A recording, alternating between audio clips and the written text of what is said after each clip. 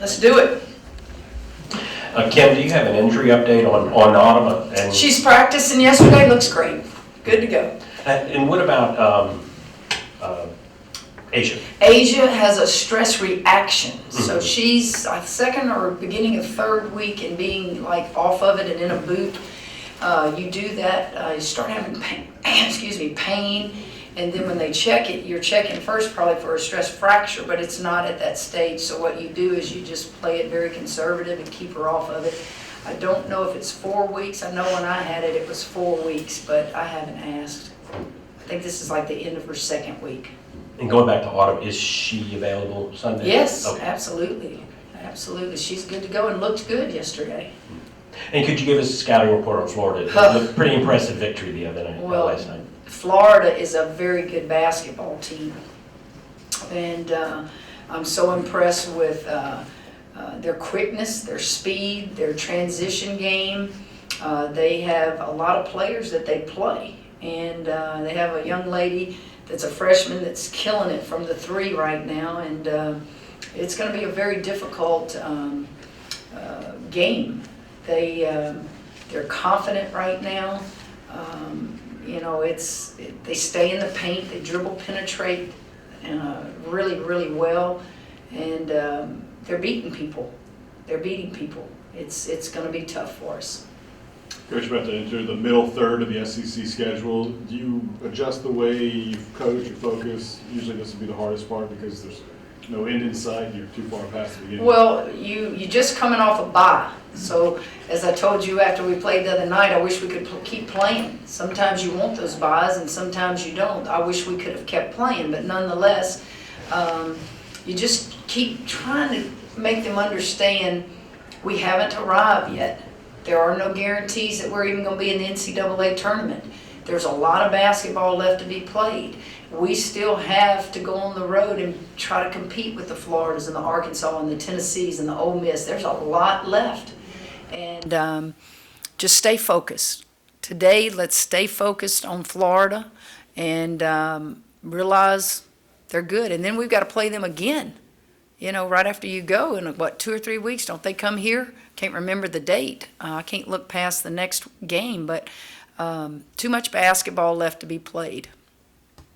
Yeah, Coach, just in this extra preparation, has it been more about Florida or has it been evaluating your team or just how's your hand? It's been both. It's been both. You had an extra time. You can't overdo it. Okay, so we gave them 2 days off actually, but one day they came up on their own just to get some shots up.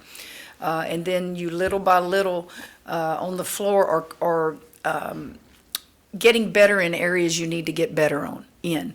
And yet at the same time you're in that film room showing them Florida stuff. That never stops. When you're in season, it doesn't matter if you have a bye or not. You're working on yourself and you're working on your next opponent. Yeah, I guess to that end, how much improvement have you seen in the girls that's maybe let you unlock, their next level or their next move or whatever? Like, are you seeing things that, okay, now you're here, I'm comfortable with what you can do here, let's try this? You do. And where it starts on the defensive end. I know we can shoot it with the best of them in the league. It starts on the defensive end. Can we do some things to mix our defenses up? I know most people will tell you if you're going to play a Mulkey team, you better be ready for a man-to-man, tough, hard, physical defense, and you better rebound with them. I will never change that. But as you play different schools, you got to look at their strengths and weaknesses, and you got to say, okay, we're on the road. In this moment, I might need to throw that 2-3 zone at them. In this moment, I might need to throw that full court press at them that we haven't had to use to this point. Just tweaking stuff so that if I've only done it one time, all 5 players on that floor know what we're doing. The injuries, you have to adjust and adapt to, but you can't dwell on it. Next man up. And that's how we approached it. We, when you got Asia out and Autumn out, you become a little shorter in the depth-wise in the post. So what do? I take Sarah. She hits a big shot the other night at the 4 on the pick and pop. You use kids in a way where they've got to buy in the moment, and it's all about the team. It's all about helping us. Kim, you mentioned before how much you like the mid-range jumper. I was talking to Kayla and to Jalen about it, and they said that's part of their game that's improved so much. Are you an outlier there teaching that? And I know it's from your background, but is that something that's being ignored, and you one of the few that doesn't? Well, you have to do what your kids are capable of doing. I can't make a mid-range jump shooter this proficient three-point threat and never use what they do well. It's evaluating kids' strengths. I think people get so caught up into the three ball because of the pros. How many guys in pro ball, if I told you to give me 5 guys in pro ball right now that shoot mid-range jumpers and it's automatic, could you name 5? No. It's all about the three ball now. And in our game, it's the three ball, it's layups, and it's free throws. Okay? Well, what if you don't have that on your team? What if you're not ever able to recruit that? You have to take what you have, and you got to put them in a position offensively to score the ball. And so I judge coaches and their ability to coach based on what are they getting out of their kids that those kids are capable of doing. You don't go throw in an offense and say, this is what we're going to do now because that's the offense I know, and I'm just going to make them be a three-ball shooting team. But yet you got 2 post players in there that are all Americans, and they can't go out there and shoot the three, so you got to adjust. You have to adapt. I have been blessed to honestly have some tremendous mid-range jump shooters in the women's game.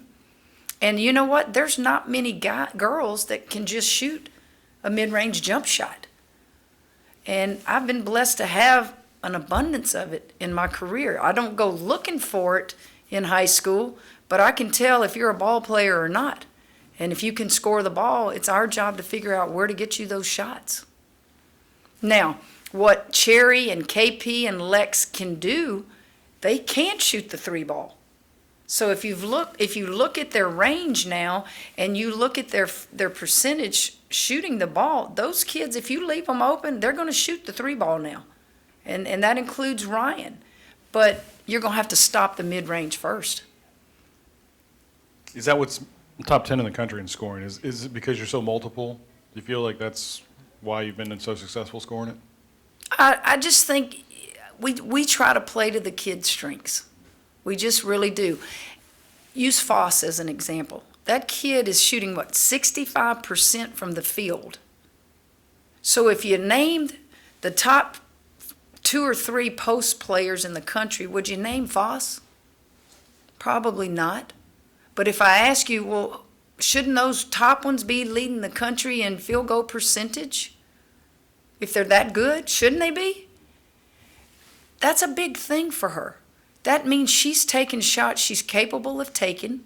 She's mixing it up, facing the basket, and now she's doing what? She's getting you offensive boards, she's battling, and she's getting putbacks. Those are the types of things that do what you're capable of doing. I'm never going to ask a kid to do something they're not capable of doing. It's my job to figure out what that is. Kim, you said you were going to use the break to do some recruiting. Has the reception or interest level changed in the time that you've been there at LSU from maybe curiosity and some excitement to maybe more excitement now that people have seen how the season has gone? Well, I can only judge recruiting based on the years I recruited for Baylor. And it's very similar, Scott, in that when we started at Baylor, we couldn't get in the doors of a lot of great players because we were not a proven commodity. And then as we started winning and you won, then those doors opened up a little bit wider and you could get in there. I think with us winning, there is no doubt some of the players I was recruiting at Baylor are now considering LSU and considering LSU seriously. They were considering us because of our move. They had a relationship with us. But you still have to sell the product on the floor. You still have to convince them, Coach, are you recruiting good players that I don't want to come in there and be the only good player. And I think when they come, they see the crowd, they see the atmosphere, they see the renovation of the offices and the training room that's taking place. They can kind of see the same things that we did 21 years ago when we got to Baylor. And that excites me.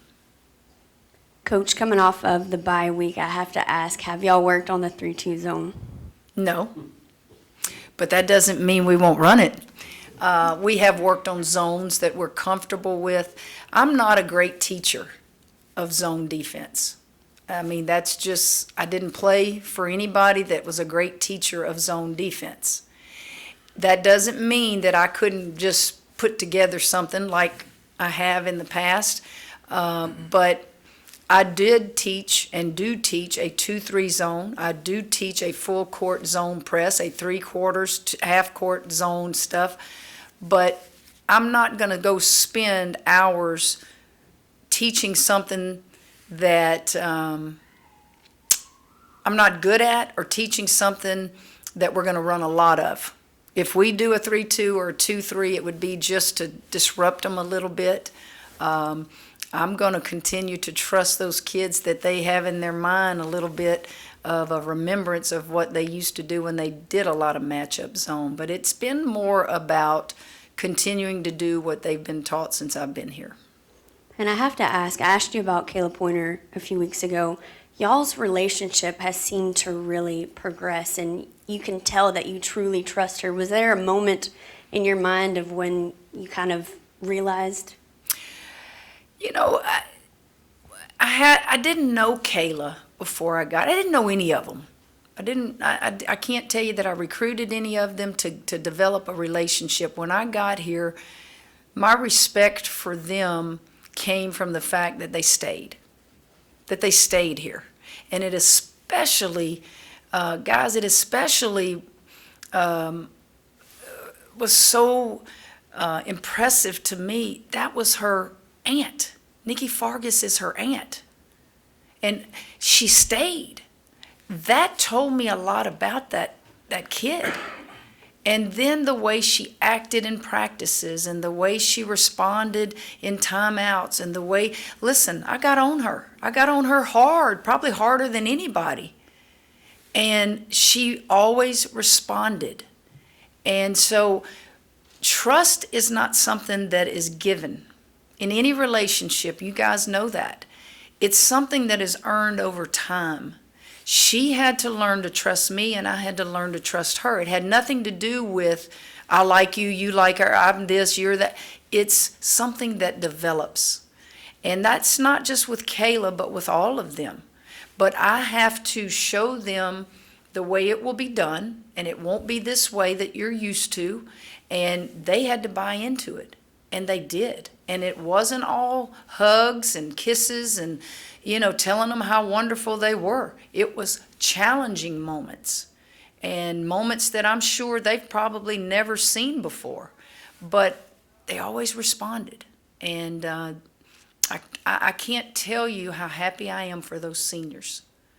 I want them to have the most memorable year that they've had in their career at LSU. And it's not over. We could lose both games these next two on the road. It's that hard. But we're going to keep doing what we did after we lost the two previous games. You just go right back to work.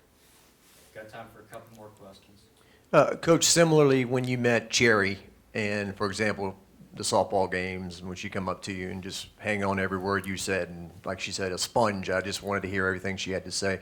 What's it been like to see a player like that who's had, mental breakdowns here and there along the way? Well, I saw your interview with her. Wow. What makes me proud is I can't judge her on her previous years here. All I hear is, Coach, you have reached this young lady in ways that nobody else could. While that sounds flattering to me and it makes me feel proud, I have to go back to her. Cherry has to be the one to buy in, to take care of what she has to take care of, to change that perception in order to become all she's capable of becoming.